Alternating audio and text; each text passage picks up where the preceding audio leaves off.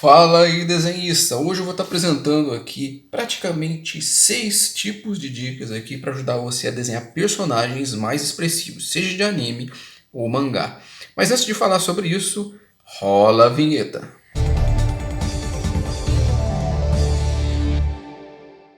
Para quem não me conhece, o meu nome é Matheus Machado, sou professor de desenho, sou empreendedor digital e fundador do desenhoonline.com. Então deixa o like se você gosta de desenho, principalmente do nosso canal, tá? E vamos falar então sobre essas dicas, tá? Essas dicas que eu estou apresentando é porque, principalmente para quem desenha mangá ou nesse estilo aí mais de anime, é importantíssimo que o seu desenho ele tenha expressividade. Então vou estar passando aqui algumas dicas, começando pela primeira aí, que é com relação à expressão facial dos personagens. Isso é primordial no mangá.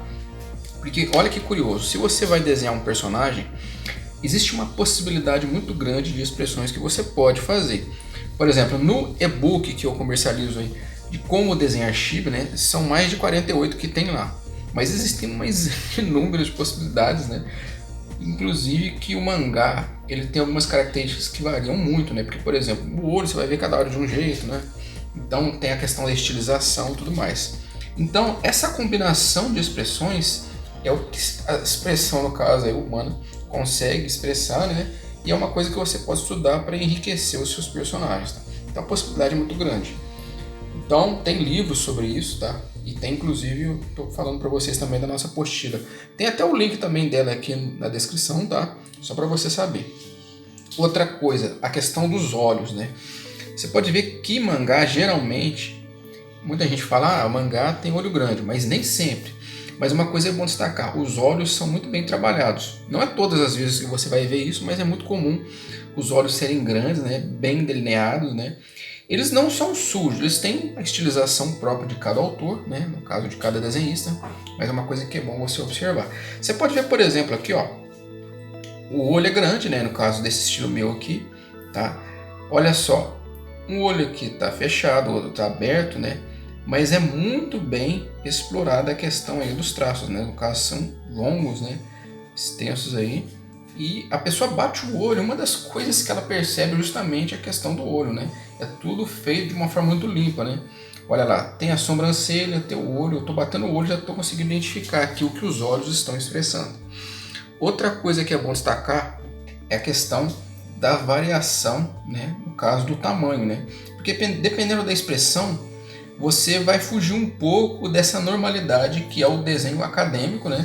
E vai estilizar. Por exemplo, dependendo da expressão, se o personagem, por exemplo, ele fecha o olho, às vezes você vai ter que desenhar menor para representar esse fechamento do olho. É como se fosse um exagero, né? Do mesmo jeito aqui, ó, você pode ver que esse olho está maior do que esse. Em termos de regra, não seria assim, mas aqui foi por causa da expressão do personagem que eu quis brincar. Esse jogo, né, de variação. Mas pela lógica, esse olho ele teria que ser menor, né? Pela lógica, assim, de perspectiva, porque esse olho está mais distante, tá? Então são detalhes que é bom você observar. Outra coisa muito interessante com relação à boca. Geralmente, o mangá, no caso da boca, né? Ele pode ter uma boca pequena, uma boca grande, depende da expressão, né? Porque às vezes uma coisa exagerada vai requerer uma boca às vezes grande ou dependendo pequena. Por exemplo, quando o personagem faz aquela expressão de que não entendeu, né? Tá surpreso, a boca às vezes é um ponto. Mas às vezes quando tá, sei lá, furioso, mostra dentões, né? Muito exagerados, né?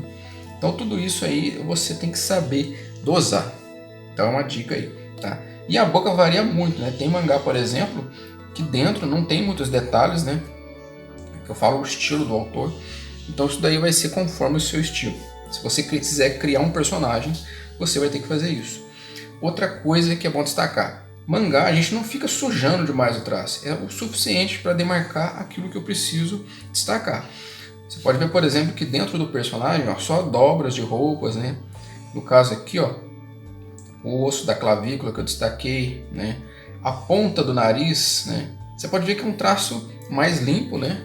Que eu fiz aqui. E no caso é bom, então, você destacar, no caso, a boca, né? Então, é só o suficiente. Com relação à boca, é só os traços que você achar necessário, né? Você pode ver que tem umas falhas, né? Porque o que eu preciso destacar é o que realmente é importante, né? No caso, que é o canto da boca, né? Principalmente essa parte aqui que sai o sorriso, começa o sorriso, né? E é uma estilização, tá? Você pode ver que tem um ponto aqui embaixo da boca, ó, que representa às vezes uma sombra que vai ter, então eu só faço um leve traço, tá? Outra coisa, o formato do rosto. Quando você vai desenhar, cada formato de rosto diz uma coisa. Quando é mais arredondado, ele tende a ser mais, como se diz, fofo. Quando ele é mais comprido, ele tende a passar mais seriedade, está mais relacionado com o aspecto masculino às vezes, né? Depende muito de como que você combina as coisas, né? Então, por exemplo, quando é algo mais arredondado, é algo mais sereno. Quando é algo mais pontudo, pode representar uma certa agressividade que está mais relacionado com o aspecto masculino, né? E você pode ver, por exemplo, que o feminino tende a ser mais arredondado, mas se você fizer um personagem feminino, mas quiser ter alguns aspectos, algumas características de personalidade mais agressiva, você pode colocar pontas, né? Você pode colocar esses detalhes, tá? Outro ponto muito importante é a linha de expressão corporal, que também se relaciona com a cabeça. Por exemplo, esse personagem, né, ele está com a parte de cima inclinada para frente, né, porque ele está indicando alguma coisa, né? E a mão, por exemplo, ó, no caso tem um contexto, está indicando a personagem. Ela, no caso, ela está inclinando para trás, né? Por isso que ela até esticou o corpo aqui, com os ombros levantados, né? Então tem um aspecto tipo, o que está acontecendo, né? Mas o caso aqui é porque representa o gato em cima da cabeça dela, então ela está fazendo uma expressão de tipo, o que está acontecendo aqui, né? Como se ele pulou em cima, então ela fez essa expressão, tá? Então, olha só, o braço aqui ele não é totalmente reto, não que às vezes seja feito de forma intencional, mas isso aqui, ó, representa muito essa questão da expressividade, né? Essa linha de ação aí dos personagens, que é bom você colocar no seu desenho, que melhora muito e ajuda muito, tá? Então, e tem a questão também do traço, né? Você pode ver, por exemplo, que mangá, quando o traço é mais expressivo, ele é igual o bico de pena. Ele é espesso em alguns lugares e fino em outros, né? Então, se você brincar com essa variação do traço, ele tende a ser mais expressivo, tá joia?